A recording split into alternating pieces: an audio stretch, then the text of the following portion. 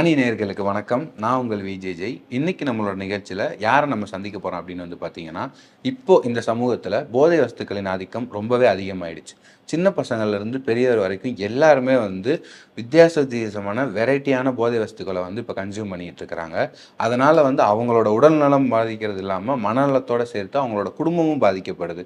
So அப்படி பாதிக்கப்பட்டவங்களுக்கு வந்து ஒரு மறுவாழ்வு, ஒரு கவுன்சிலிங் கொடுத்து அவங்களையும் சரி அவங்க குடும்பத்தினருக்கும் வந்து ரொம்ப ஒரு மறுவாழ்வு கொடுத்து ஒரு ஒளிவிளக்காக வந்து தேர்ந்துட்டுருக்கிறாரு. இந்த ஒரு விஷயத்த பண்ணிகிட்டு இருக்கிறது யார் அப்படின்னு வந்து பார்த்தீங்கன்னா, டாக்டர் சென்னை பிரசாத் அவர்கள் தான். அவங்கள தான் இன்றைக்கி நம்ம ஷோவில் மீட் பண்ணி எந்த மாதிரியான கவுன்சிலிங் ட்ரீட்மெண்ட்ஸ்லாம் கொடுத்துட்ருக்காங்க, இப்படி போதைக்கு அடிமையானவங்க வந்து எப்படிலாம் பிஹேவ் பண்ணுவாங்க, அவங்க ஃபேமிலி மெம்பர்ஸ் அவங்கள எப்படி ட்ரீட் பண்ணணும், இப்படின்ற விஷயங்களுக்கெல்லாம் அவர் நமக்கு பதிலளிக்க போகிறாரு. ஸோ வெல்கம் பண்ணிடலாம். வணக்கம் சார். வணக்கம். எப்படி சார் இருக்கீங்க? நல்லா. Okay sir. என்னுடைய முதல் கேள்வி வந்து, இப்போது போதைப் பொருளுக்கு அடிமையாக இருக்கிறது வந்து ரொம்ப நாளாகவே இது வந்து இருந்துகிட்ருக்கு. பட் இப்போ சமீப காலத்தில் வந்து சிறு வயதினர்கள்லேருந்து நிறையா பேர் வந்து ரொம்ப போதை பழக்க வழக்கங்களுக்கு அடிமையாகிட்டு வராங்க. ஸோ இதை பற்றி நீங்கள் என்ன சார் நினைக்கிறீங்க? இன்றைக்கி அது வந்து ஈஸியாக கிடைக்குது, இலவசமாக கிடைக்குது. அதாவது வந்து ரெஸ்ட்ரிக்ஷன் கிடையாது. ரெண்டாவது, இப்போ எப்படி சொல்கிறதுனா, போதையில் தள்ளாடும் தமிழகமாக தான் இப்போ இருக்குது. இப்போ வந்து உனக்கு இந்த வயசு வந்தால் தான் நான் கொடுப்பேன். இப்போ அந்த சினிமாவில் வந்து மூவிக்கு போகும்போது அந்த 18 இருந்தால் தான் உள்ளே அலோவ் பண்ணுவாங்க. இந்த போதைக்கும் ட்ரிங்க்ஸுக்கும் அந்த மாதிரியான ரெஸ்ட்ரிக்ஷன் கிடையாது. அதனால் யார் வேணாலும் வாங்கி யூஸ் பண்ணலாம். ரெண்டாவது, அவங்களோட ஃப்ரெண்ட்ஸ் சர்க்கிள் தான் அது. இப்போ வந்து நான் தானாக போய் தனியாக போய் நான் குடிக்கணும்னு ஆரம்பிக்கிறதில்ல. ஏதோ ஒரு ஃபங்க்ஷனுக்கோ இல்லை ஏதோ ஒரு சேடு, ஒரு டெத்துக்கோ அந்த மாதிரி விஷயங்களுக்கு போது தான் யூஸ் பண்ணுறது. அதனால் இது ஈஸியாக கிடைக்கிது. இது வந்து என்னோடய பதில் என்னென்னா, இது காவல்துறையினுடைய தோல்வி, இந்த தமிழக அரசினுடைய தோல்வி தான் இது. ஏன்னா வந்து இவ்வளோ அதிகமாகலாம் இதுக்கு முன்னாடி இருந்ததில்லை. ஏதோ பண்ணுவாங்க, ஒரு பயம் இருக்கும், எல்லாமே இருக்கும். இன்றைக்கி அதெல்லாம் எதுவுமே இல்லை. அதனால் இலவசமாக எல்லாருக்குமே கிடைக்கிது. ஒரு கஞ்சா பாக்கெட் வாங்கினா 5 பேர் அடிக்கலாம் ஷேரிங் பண்ணி. அதனால் ஒரு கஞ்சா பாக்கெட் 100 ரூபா தான். இன்றைக்கி ட்ரிங்க்ஸ் விலை அதிகமாக இருந்ததுனால எல்லாம் இதுக்கு வந்துடுறாங்க. இன்றைக்கி கஞ்சா தான் அதிகமாக புழக்கத்தில் இருக்குது. Okay doctor. இது வந்து எத்தனை ஸ்டேஜஸாக நீங்கள் வந்து பிரிப்பீங்க டாக்டர்? இது அதாவது வந்து முதல்ல 5 டைப்ஸ் ஆஃப் தான் இந்த போதை பழக்கத்தில் இருக்கிறவங்க.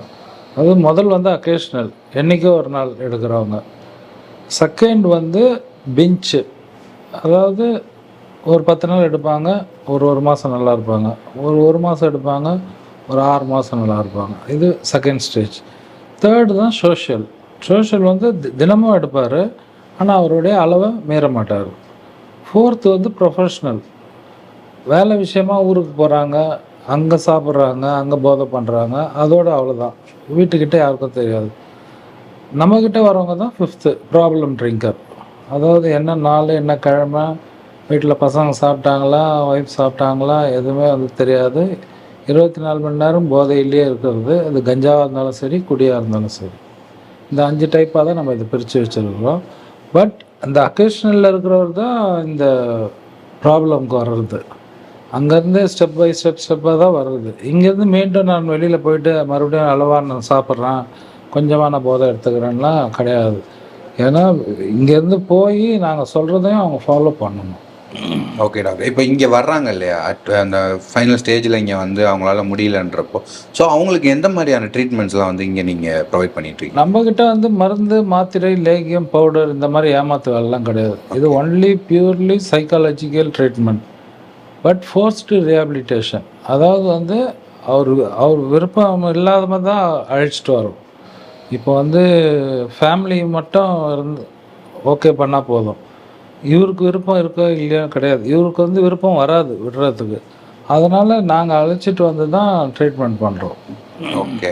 இப்போ வந்து சம்டைம்ஸ் ஓவராக குடிக்கிறவங்களுக்குலாம் வந்துட்டு எனக்கு தெரிஞ்ச இடத்துலையுமே நான் பார்த்துருக்கேன். லைக் அவங்களுக்கே தெரியாமல் சாப்பாட்டில் வந்து இந்த லோக்கலில் வர ஆட்ஸ் எல்லாம் பார்த்துட்டு டேப்லெட்ஸு, மருந்தெல்லாம் மிக்ஸ் பண்ணி கொடுத்து அண்ட் தென் அவங்க அதை சாப்பிட்டது தெரியாமல் போய் ட்ரிங்க் பண்ணி அவங்களுக்கு அட்டாக்கு, பர்சனலாக சைட் எஃபெக்ட்ஸ்ன்ற மாதிரி நிறையா வந்திருக்கும். ஸோ இது பற்றின உங்கள் ஒப்பீனியன் என்ன? அப்படி பண்ணலாமா? அஸ் அ ஃபேமிலி மெம்பர்ஸாக இருந்துட்டு அவங்களே அவங்களுக்கு தெரியாமல் சாப்பாட்டில் கலந்து கொடுக்குறாங்க இல்லையா? இல்லை, பண்ணலான்னா அவங்களுக்கு ஒரு ஆசை தானே. அதாவது நம்ம கணவர் தெரிஞ்சிட மாட்டாரா, நம்ம பையன் தெரிஞ்சிட மாட்டானா, நம்ம அப்பா தெரிஞ்சிட மாட்டாரான்றது இருக்குது. அது ஒரு ஸ்டேஜ் நீங்கள் சொல்கிறது. ரெண்டாவது இந்த அடிக்ஷன் பவுடர்னு வந்து ஆட் கொடுக்குறது, இந்த சமுத்திரகனியோ சஞ்சீவியோ இவங்க கொடுக்குறது எல்லாமே அது ஃபேக்கு. அது வந்து வெறும் மண்ணு தான். அதை சாப்பிட்டு எந்த அட்டாக்கும் வராது, எந்த சைடு எஃபெக்டும் வராது. அதை சாப்பிட்டு எதுவும் ஆகாது, திரும்பவும் குடிச்சுட்டு தான் இருப்பாங்க. அங்கே சொல்கிறாங்க இல்லையா, சுற்றி நின்று எங்கள் வீட்டுக்காரர் இந்த அடிக்ஷன் பவுடர் சாப்பிட்டு நாங்கள் இன்றைக்கி நல்லா வாழ்கிறோம், எல்லாருமே சைடு ஆக்டர்ஸ் தான். புரியுதுங்களா? அதனால் வந்து அது பப்ளிக் ஒப்பீனியன் கிடையாது. அது முழுக்க முழுக்க மணி மைண்டட் உள்ள இடம்தான். நாங்கள் பண்ணுறது சர்வீஸு. நாங்கள் வந்து ட்ரீட்மெண்ட் இலவசமாக கொடுக்குறோம், ஆனால் அவர் தங்கிறதுக்கும் சாப்பாடுக்கும் தான் சார்ஜ் வாங்குகிறோம். பட் அந்த ட்ரீட்மெண்ட் வந்து ஃபோர்ஸ் பண்ணி தான் கொண்டு வரோம், ஆனால் உள்ளே ஃபோர்ஸ் பண்ணிலாம் நிறுத்த வைக்க முடியாது. அவருக்கு ஸ்டெப் பை ஸ்டெப்பாக ஒரு ஒரு இது கேட்டகரி இருக்குது. இப்போ வந்து நீங்கள் ஹேண்டில் பண்ணியிருப்பீங்க, நிறைய கேசஸ் பார்த்துருப்பீங்க. நான் ஹேண்டில் பண்ணதில் இது வந்து எனக்கு ரொம்ப டஃப் கொடுத்தது, ரொம்ப வந்து கான்ஃபிடென்ஷியலாக லைக் ரொம்ப ஒரு மாதிரி காம்ப்ளிகேட்டடாக இருந்தது அப்படின்னா அது எந்த கேஸ்? இல்லை, எல்லாமே அப்படி தான் வரும். இப்போ எப்படி உங்களுக்கு எக்ஸாம்பிள் சொல்கிறதுனா, மேக்ஸிமம் குடிக்கிறவங்களுக்கு வந்து ஒரு 2 ஒய்ஃப் இருப்பாங்க, இல்லைன்னா ஒன்று சீக்ரெட்டாக இருக்கும். அப்போ ஃபஸ்ட் ஒய்ஃப் சேர்த்துருவாங்க, செகண்ட் ஒய்ஃப் வந்து வேணான்னுவாங்க. செகண்ட் ஒய்ஃப் சேர்ப்பாங்க, முதல் ஒய்ஃப் நான் தான் அனுப்புங்கன்னுவாங்க. எதுவாக இருந்தாலும் இங்கே செல்லுபடி ஆகுது. நீ என்ன பண்ணாலும் என் மேலே கேஸ் போடணுன்னா கூட நீ வெளியில் போய் பண்ணிக்க. உள்ளே நான் தான் போலீஸ், நான் தான் வக்கீல், நான் தான் டாக்டர். அதனால் நான் சொல்கிறது தான் கேட்கணும். ஸ்பெசிஃபிக்காக வந்து இந்த இந்த இந்த கேஸ் வந்து என்னால் ஹேண்டில் பண்ண முடியாதுன்றது கிடையாது. ஏன்னு சொன்னீங்கன்னா, நாங்கள் போகும்போதே கத்தியோடு இருப்பான். இங்கேருந்து வெளியில் பாதி சிகிச்சையில் முடிச்சுட்டு போனால் அவன் சிகிச்சை ஃபுல்லாக முடிக்கல, அப்பயும் பொருளோடு நம்மளை தேடின்னு சுற்றுவான். புரியுதுங்களா? இப்போ வீட்டில் எனி டைம் வந்து இது ரிஸ்க்கு தான், 24 ஹவர்ஸ் ரிஸ்க்கு தான்.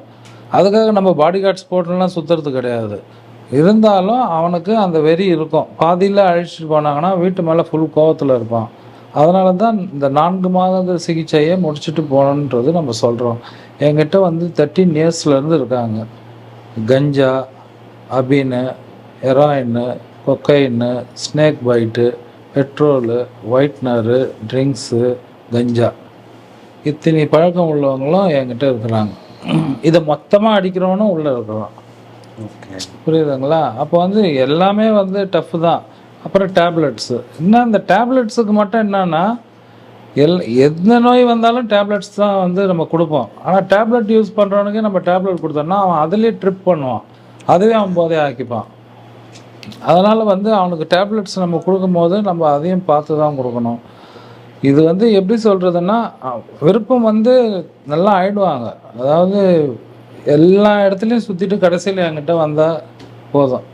எங்கெங்கே ஏமாறணுமோ ஏமாந்து, எங்கெங்கே போலி மறுவாழ்வு மையங்கள் இருக்குது அதெல்லாம் போயிட்டு என்கிட்ட வந்தால் தான் சரியாகும். அதனால் என்கிட்ட மட்டும்தான் வரணும்னு நான் சொல்ல வரல. பட் எங்கே போனாலுமே அந்த ஃப்ரீடம் இருக்கும். என்கிட்ட அந்த ஃப்ரீடம் கிடையாது, ரெஸ்ட்ரிக்ஷனாக இருக்கும். இதை தான் வந்து வெளியில் போய் என்னை அடிச்சிட்டாங்க, என்னை உள்ள கொடுமைப்படுத்திட்டாங்க, எனக்கு சாப்பாடே போடல, எனக்கு மாத்திரையே தரல. இதனால் பாதிக்கப்படுறது வந்து மனைவிமார்கள் தான், பெண்கள் தான் அதிகமாக பாதிக்கப்படுறாங்க. ரெண்டாவது அம்மா, இவங்களை வந்து மண்டையை உடைக்கிறது, கையை உடைக்கிறது, காலை உடைக்கிறது, தாலி அறுத்துட்டு போகிறது, இவ்வளோ காசு கொடுன்னு கேட்குறது, கத்தியை வச்சு மிரட்டுறது, இல்லை இதுக்கெல்லாம் கிடைக்கலன்னா வெளியில் போய் திருடுறது, ஒயின் ஷாப்பில் போய் நிற்கிறது. இதெல்லாம் வந்து ஸ்டெப் பை ஸ்டெப்பாக வந்துடும். இந்த ஃபஸ்ட்டு ஏசி பாரில் குடித்தவன் தான் லாஸ்ட்டாக யாரோ குடிச்சு வச்சுருந்த கிளாஸில் கழுவி குடிக்கிறவன் தான் அந்த அக்கேஷனல்லேருந்து வர ப்ராப்ளம் ட்ரிங்கர். ஓகே டாக்டர், இப்போ வந்து எத்தனை ஸ்டேஜஸ் பற்றி நீங்கள் சொன்னீங்க. அந்த வித்தியாசங்கள் ஒவ்வொரு போதைப் பொருளுக்குமான போதைப் பொருளும் ஒவ்வொரு போதைகள் தரும் இல்லையா? ஸோ வந்து அவங்கவுங்கள்ட்ட நீங்கள் பேசும்போது அவங்க ஷேர் பண்ணுவாங்களா? அவங்கள்ட்ட வந்து பர்சனலாக பேசும்போது சொல்லுவாங்க. அதனால் நமக்கு ஃபேமிலி கவுன்சிலிங் தனியாக வைக்கிறோம், இண்டிவிஜுவல் கவுன்சிலிங் தனியாக வைக்கிறோம், குரூப் கவுன்சிலிங் தனியாக வைக்கிறோம், குரூப் தெரப்பி தனியாக வைக்கிறோம். அதனால் அந்த வீட்டுக்கு தெரியாததெல்லாம் கூட நமக்கு தெரியும். இப்போ வீட்டுக்கு வந்து ஒரு 2 வருஷமாக தான் சாப்பிட்றான்னு நினச்சிருப்பாங்க, ஆனால் ஒரு 5 வருஷமாக சாப்பிட்றவராக இருப்பார். அது வந்து அவங்களுக்கு தெரியாது, நம்ம தான் வந்து அதை கண்டுபிடிப்போம். இதெல்லாம் ஏன் வந்து சொல்கிறேன்னா, ஹாஸ்பிட்டலோ வேறு பூஜை பண்ணுறனோ கயிறு கட்டுறதோ குறி கேட்குறதுனாலே இது குணப்படுத்த முடியாது. நான் வந்து ஃபஸ்ட்டு அடிக்ட்டு. ஓகே, நான் படிச்சுட்டு வரல, நான் குடிச்சிட்டு தான் அதை நடத்துகிறேன். அதான் ஒரு காலத்தில் குடிச்சுன்னு இருந்தேன். அப்போது அவன் என்னென்னலாம் செய்வானோ எனக்கு தான் தெரியும், டாக்டருக்கு தெரியாது. அவனுக்கு ஃபிக்ஸ் வந்தால் என்ன பண்ணணும்னு நான் தான் சொல்லணும். அவன் தப்பிக்கிறதுக்கு முயற்சி பண்ணுவான், நான் தான் இருக்கணும். அவன் எதாவது அறுத்துக்கிறதுக்கு போவான், நான் தான் பதில் சொல்லணும். அவன் ஆக்ட் பண்ணுவான் நெஞ்சு வலின்னு சொல்லிட்டு, அது எனக்கு தான் தெரியும். அவன் பண்ணுற அனைத்துமே நான் ஒரு இடத்துல பண்ணிட்டு தான் வந்திருக்கேங்க. அதனால் நான் 15 இயர்ஸாக நடத்துறதுனால அவன் பண்ணுற எல்லா ஜோக்குமே வந்து நமக்கு தெரியும். ஓகே. இப்போ நீங்கள் சொன்னீங்க ஒரு காலத்தில் நானுமே வந்து ஒரு குடிச்சிட்டு தான் இருந்தேன் அப்படின்னு சொல்லி. உங்களுக்கு எந்த ஒரு ஃபேக்டர் வந்து எந்த ஒரு பாயிண்ட்ல வந்து தோணுச்சு டாக்டர் இது வந்து விட்டுறணும் நம்ம? ஆக்சுவலாக எனக்கு வந்து பார்த்தீங்கன்னா ரீஹாபிலிட்டேஷன் இந்த மாதிரி சென்டர்ஸ் கிடையாது. ஓகே. எனக்கு எதுவுமே தெரியாது. நான் வந்து காலில் செருப்பு கூட போடாமல் வெறும் லுங்கியில் தெரு தெருவாக சுற்றுவோம். இதுதான். யாராவது வாங்கி கொடுக்குறாங்களா, பர்ஸை திறக்கும் போது நிறைய பார்த்துட்டுனா பீர் வாங்கிடுவோம். கம்மியாக இருந்ததுன்னா சரக்கு வாங்கி கொடுங்கப்பா. இல்லைன்னா பீர்லேயே டைட்டாக வருது, ஒரு 8 பீர் வரைக்கும் அப்படி சாப்பிடுவோம். சரக்கு சாப்பிட்றதா 2 ஃபுல் சாப்பிடுவோம், காலையில் 4 மணிலேருந்து நைட்டு 10 மணி வரைக்கும். இது வந்து அன்றைக்கி ரீஹாபிலிட்டேஷன் இல்லாதனால என்னை வந்து கேஸ் போட்டு உள்ளே அனுப்புவாங்க. ஒரு 3 மந்த்ஸு, ஒரு மிஸ்ஸா குண்டாஸு, ஒரு 6 மந்த்து, ஒரு ஆம்ஸ் ஆக்டு, ஒரு 506/1, 506/2, ஏதோ ஒரு நாள் போட்டு அனுப்பிச்சிடுவாங்க. அதாவது எங்கள் வீட்டுக்குள்ளே நான் தொல்லையாக இருக்கக்கூடாது, நான் இல்லாமல் நிம்மதியாக அவங்க இருக்கணும். அதனால் என்னை ஜெயிலுக்கு தான் அனுப்பிச்சிருந்தாங்க. அப்போ என்னை ஜெயிலுக்கு அனுப்பும்போது நான் வாய்தாவுக்கு வந்து கோர்ட்டுக்கு கூப்பிட்டு வருவாங்களே உள்ளேருந்து. அப்போ ஜட்ஜி எனக்கு ரெஃபர் பண்ணது தான் ஒரு இடம். நீ வந்து முறையான இதுக்கு போனீங்கன்னா, எதுக்கு சொல்கிறேன்னா, நீங்கள் எங்கே அந்த ஸ்பார்க் வந்ததுன்னு கேட்டிங்க இல்லையா? இதனால் மனைவி பிரிஞ்சு போயாச்சு. அப்பா ரயில்வே, அம்மா ஃபினான்ஷியல், வீட்டில் சேர்க்கலை. தம்பி ரோட்டில் படுத்துருப்பான் என்னால், அப்பா அம்மா தெருவில் படுத்துட்டுருப்பாங்க என்னால். இல்லை சொந்தக்கார வீட்லேயோ, ட்ரெயின்லேயோ, பஸ்ஸுலேயோ, எங்கேயோ ஒன்று பொறுத்து ட்ராவலிங்கில் எங்கேயோ ஒரு இடத்துல இருப்பாங்க. ஒய்ஃப் பிரிஞ்சு போயிட்டாங்க, டைவர்ஸ் ஆகிடுச்சு. நான் ரோட்டுக்கு வந்துட்டேன். நான் ரோட்டில் தான் போட்டுப்பேன், ரோட்டில் தான் சாப்பிடுவேன். அங்கேயே ஒரு இப்போ நம்ம ஒரு பெக்கர்ஸை பார்க்குறோம்ல எப்படி இருக்காங்கன்னு, அந்த மாதிரி தான் என்னோடய வாழ்க்கை இருந்தது. இந்த ஸ்பார்க் ஏன் வந்ததுன்னா, இதனால் நமக்கு என்ன லாபம்? எந்த லாபமும் கிடையாது. கொஞ்ச நேரம் அந்த அனுபவம், அந்த போதை அனுபவிக்கிறோம். ஆனால் அப்படி கிடையாது. போதை ஏறிடுச்சுன்னா பேக்கெட்லேருந்து துட்டாக வந்து கொட்டும். அறுத்து வாங்கடா, சொல்லுடா, செய்டா, அப்புறம் இவனை மாதிரி யாரும் குடிக்க முடியாதுடா, அப்படி இப்படின்னு சொல்லி நம்மளை ஏற்றி விட்டு அது மாதிரி பண்ணி ஆரம்பத்தில் குரூப்பாக தான் குடித்தேன். கடைசியாக தனியாக தான் நான் குடித்தேன். யாருமே நல்ல ஃப்ரெண்ட்ஸுங்க எல்லாம் போயிட்டாங்க. ஷெல்டர் நான் தான் ஓப்பன் பண்ணணும், நான் தான் திறக்கணும். என்னென்னா, நான் கவர்மெண்ட்டு வர்றதுக்கு முன்னாடி நான் ரெக்கவர் ஆகிட்டேன். டாஸ்மாக் வரத்துக்கு முன்னாடி ப்ரைவேட் ஒயின் ஷாப் இருக்கும்போது தான் எனக்கு அந்த நிலமை. ஒரு படத்தில் விவேக் சொல்வார்ல, ஒரிஜினல் போல் எனக்கு ஒத்துக்கலான்னு. அது மாதிரி வந்து இப்போ கொடுக்குறதெல்லாம் டூப்ளிகேட்டு இல்லை. இன்றைக்கி அப்படியே பியூராக வருது. அன்றைக்கி கொடுத்தது தான் டூப்ளிகேட்டு. ஏன்னா அன்றைக்கி வந்து ஒயின் ஷாப்பில் நம்ம பார்ப்போம், ஒரு ஃபுல்லாக ஓப்பன் பண்ணி அவன் ஒரு குவார்ட்டர் எடுத்துகிட்டு அதில் தண்ணி ஊற்றி சீல் பண்ணிவிடுவான் அவன்.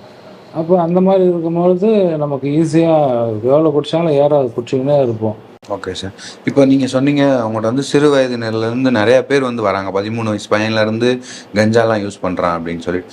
அவங்க வந்து இப்போ என்னோட ஒரு பாயிண்ட் ஆஃப் வியூவில் நான் அவங்கள்ட்ட சொல்கிறேன். லைக் ஒரு சில ஏரியா சைட்லாம் போய் பார்த்தோன்னா அந்த கஞ்சா அடிக்கிறது வந்து ஒரு கெத்து அப்படின்னு நினச்சிட்டு அதுக்குன்னு ஒரு பாட்டெல்லாம் இருக்குது, அதை உட்காந்து கேட்டுட்டு, ஸோ அந்த கஞ்சா யார் கொடுக்குறாங்களோ அவங்களுக்கு வந்து நான் விசுவாசி அப்படின்ற மாதிரிலாம் வந்து இருக்காங்கல்ல. ஸோ அது வந்து அந்த தாக்கம் ஏற்படுறது எல்லாமே வந்து அந்த உள்ளே இருக்கிற நிக்கோட்டின்னாலையா இல்லை வேறு?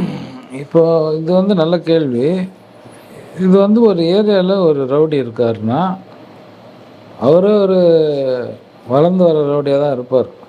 அவரு கூட இந்த 5-6 பசங்க 10 பசங்களை வச்சுக்கிறது. அவருக்கு கஞ்சா வாங்கி கொடுத்துட்டாருன்னா, தலை என்ன சொல்கிறாரோ நான் செய்கிறேன், ஜெயிலுக்கு போக சொன்னால் கூட தலைக்காக போகிறேன் இப்படின்றதுக்கு காரணம் மட்டும்தான்.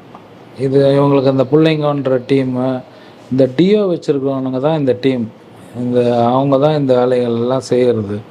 அப்போ என்ன பண்ணுறது, அவன் என்ன சொன்னாலும் இவன் செய்கிறது. இவனுக்கு வந்து இது ஆக்சுவலாக டிசீஸ். இது alcohol is a disease, drug is a disease. இது வந்து குணப்படுத்த முடியாது, நிறுத்தி தான் வைக்க முடியும். இப்போ நான் விட்டு 15 வருஷம் ஆகுது. நான் இன்றைக்கி நைட்டு போய் வாங்கி குடிச்சிட்டு காலையில் என்னால் வர முடியும்னா நான் கண்டிப்பாக செய்வேன். ஆனால் நான் நைட்டு குடித்தேன்னா நைட்டே யாரோ ஒருத்தரை சாவடிச்சிடுவோம். ஓகே. ஃபர்ஸ்ட் ட்ரிங்க்கு என்னால் பறந்துங்கன்னே கூட குடிக்க முடியும் ஃபர்ஸ்ட் ட்ரிங்க்கு. பட் அடுத்த ட்ரிங்க் குடிக்கிறதுக்கு நான் இருக்க மாட்டேன். அப்போ வந்து இந்த பசங்கள்லாம் இந்த மாதிரி சீரழிஞ்சு போகிறாங்கன்னா, அப்பா ட்ரிங்கராக இருப்பார், இறந்துட்டுருப்பார். அம்மா வேறு செகண்ட் மேரேஜ் பண்ணிவிடுவாங்க, அது இவனுக்கு பிடிக்காமல் இருக்கும். அந்த மாதிரி கெட்டு போகிறவங்களும் இருக்காங்க. இல்லை அப்பா கூட சேர்ந்துக்கிட்டே புள்ள குடிக்கிறதும் இருக்குது, அந்த மாதிரியும் இருக்குது. நிறைய விதமான தாக்கம் ஒவ்வொருத்தர்கிட்ட ஒரு ஒரு விஷயம் இருக்கும். இவங்களுக்கு வந்து இந்த கெத்துன்னா வந்து தலை கூட இருந்தால் தான் கெத்து. இப்போ கொலை பண்ணோன்னா வந்து இவ்வளோ கூட அவ்வளோ கூடன்னு அந்த காலத்தில் கேட்பாங்க. இப்போ இவங்களுக்கு ஒரு கஞ்சா பாக்கெட் கொடுத்தாவே போதும். இப்போ அவர் பின்னாடி நின்று இருக்காரு, இப்போ கஞ்சா அடிச்சுட்டு சொல்லிட்டு போயினே இருந்துட்டாருன்னா என்ன பண்ண முடியும்? ஒன்றுமே பண்ண முடியாது. நம்மள எனி டைம் எஸ்கார்டாக போட்டு இருக்க முடியும், முடியவே முடியாது. அதனால் கஞ்சா பழக்கம் அதிகமாக ஆயிடுச்சு. அது அரசு தான் நடவடிக்கை எடுக்கணும். அது ஓகே டாக்டர். இப்போ அதனால நீங்கள் சொன்னீங்க ஒயிட்னரு, ஸ்னேக் பைட்டு அந்த மாதிரி கேசஸ்லாம் நான் கூட பார்த்துருக்கேன். அதெல்லாம் தமிழ்நாட்டில் ஒயிட்னர் கூட நார்மலாக ஸ்டேஷ்னரி ஷாப்லேயே கிடைக்கும், ஸ்கூல் பசங்கள்லாம் யூஸ் பண்ணுறாங்க. ஸ்னேக் பைட்டு பிராட்வேல இருக்குது. ஓகே. அங்கே போய் ஸ்னேக் பைட் ஒரு நாள் ஃபுல்லாக அந்த போதையில் இருப்பாங்க. ஓகே. இது தாய்லாந்து கலாச்சாரம். அது இது ஸ்னேக் பைட்டுன்றது ரொம்ப வருஷமாகவே இருக்குது. அதுக்கெல்லாம் எவ்வளோ சார்ஜஸ் பண்ணுறாங்க டாக்டர்? அது சார்ஜஸ் அதெல்லாம் தெரியாது. நான் அதெல்லாம் யூஸ் பண்ணதில்லை. நான் பட் கஞ்சா யூஸ் பண்ணியிருக்கேன். எங்கன்னா ஜெயிலில். ஜெயிலில் உள்ள சேல்ஸ் ஆகும் இல்லையா, ஜெயிலில். பட் நமக்கு அது பிடிக்கல. நமக்கு வந்து ஆல்கஹால் தான் இன்ட்ரெஸ்ட்டு. பட் கஞ்சா போதையும் அனுபவிச்சிருக்கோம். எந்த போதையாக இருந்தாலும் சரிங்க, நம்ம குடும்பம், நம்ம ஃபேமிலி நமக்காக வந்திருக்காங்க, நம்மளை நம்பி வந்திருக்கு. நம்ம குழந்தைய பார்க்கணும், நம்ம ஃபேமிலியை பார்க்கணும், நம்ம ஃப்யூச்சரில் நல்லா வளரணும், நம்ம 4 பேர் மதிக்கிற மாதிரி வாழணும், என் பொண்டாட்டி யாரும் குறை சொல்லக்கூடாது, எங்கள் அப்பா அம்மாவை நல்லா பார்த்துக்கணும், இப்படின்னு நினைக்கிறவங்க மட்டும்தான் இதிலேருந்து விடுறதுக்கு வழி தேடுவோம். அந்த வழியை நான் இங்கே கண்டிப்பாக சொல்லி கொடுத்துருவோம். அதனால் 100% இங்கே வந்துட்டு போனாங்கன்னா சாப்பிட மாட்டாங்க. எங்கிட்ட உள்ள அட்வொகேட் இருக்காங்க, உள்ள போலீஸ் இருக்காங்க, உள்ள சாஃப்ட்வேர் இன்ஜினியர் இருக்காங்க, உள்ள மேஸ்திரி இருக்காங்க, எல்லாருமே இருக்கிறாங்க. ஒரு எம்என்சி கம்பெனியில் வேலை செய்கிறவங்க இருக்காங்க. எல்லாருமே வந்து இங்கே எல்லாருக்குமே ஈக்குவலான ட்ரீட்மெண்ட் தான். நீ பெரியவன் நான் சின்னவன் அப்படிலாம் கிடையாது. போலீஸ் இருந்தால் கூட இங்கே நான் தான் போலீஸ், வெளியில் போனால் தான் நீங்கள் போலீஸ். இங்கே நான் சொல்கிறத கேளுங்க. அது கூட ஏன் ஸ்ட்ரிக்ட் பண்ணுறோன்னா அவரோட நலனுக்காக தான். ஃபேமிலி வந்து கோஆப்ரேஷன் பண்ணி 4 மாதம் அவரை பிரிஞ்சு இருக்கிறதுக்கு சம்மதிக்கணும். இவங்க வந்து இல்லை, அவர் இல்லைன்னா எனக்கு வருமானம் இல்லைன்னா அவரே இல்லாமல் போயிடுவார் இருந்தாருன்னா. அப்போ வந்து ஃபேமிலி தான் வந்து 24 hours into 7 தான். நம்ம எந்த டைம் கூப்பிட்டாலும் நம்ம போய் அடுத்த 10வது நிமிஷம் தூக்கிடுவோம் அவரை. அதுக்கப்புறம் கூட்டிகிட்டு வந்துட்டு ஃபர்தர் ட்ரீட்மெண்ட் ஸ்டார்ட் பண்ணிவிடுவோம். ஸ்டார்ட் பண்ணி அவருக்கு வேலை வாய்ப்பு இல்லைன்னா வேலை வாங்கி தரோம். மனைவி டைவர்ஸ் ஆகிருந்தால் சேர்த்து வச்சு விடுறோம். அவருக்கு இல்லை ஏதாவது தொழில் வேணும்னா எல்லாமே பண்ணுறோம். எனக்கு தேவை நீ குடிக்காத, போதை அடிக்காத, நல்ல மனுஷனாக இரு, நான் உனக்கு என்ன வேணாலும் செய்கிறேன். ஏன்னா இது வந்து 4 பேர் அவங்க கொடுக்குற ஆசீர்வாதம் இருந்தால் போதும், வேறு எதுவுமே நமக்கு வேணாம். இல்லைன்னா சம்பாதிக்கிறதுக்கு எவ்வளோ நிறைய வழி இருக்குது, எப்படி விட்டாலும் பண்ணலாம். அவங்க ஆசீர்வாதம் வேணும், அவங்க குடும்பம் சந்தோஷமாக இருக்கணும், அவங்க மூலியமாக 4 பேர் வரணும். இப்போ அவரை பார்த்துட்டு நல்லா ஆகிட்டாருன்னா அவர் மூலயமா 4 பேர் அவர் வந்து சேர்க்கணும். அவர் திரும்ப வர்றதுனால எந்த யூஸுமே கிடையாது. அவர் 4 பேரை சேர்த்தா தான் அவருக்கு ஒரு மதிப்பு, மரியாதை. ஓகே டாக்டர், இவ்வளோ நேரம் வந்து நான் கேட்ட கேள்விகள் அனைத்துக்குமே வந்து ரொம்ப அழகாக பதில் சொன்னீங்க. பல பேரோட வாழ்க்கையில் வந்து நீங்கள் ஒரு வெளிச்சமாக இருந்துகிட்ருக்கீங்க.